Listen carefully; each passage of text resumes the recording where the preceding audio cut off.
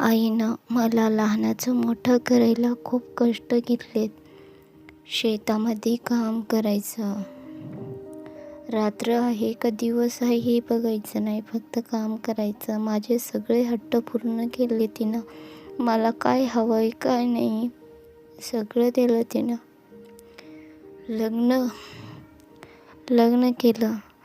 तिच्या कष्टाचे सगळे पैसे लग्नात उडवले.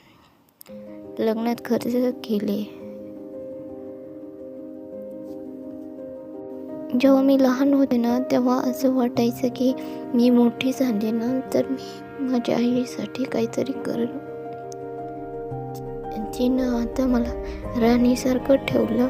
नंतर मी तिला राणीसारखं ठेवून पण सगळंच काही बदललं. आणि लग्न झालं तर हे समजलं की जिनं आपल्याला एवढी प्रेम दिलं, एवढी माया केली, आपण तिच्यासाठी काहीच करू शकलो नाही.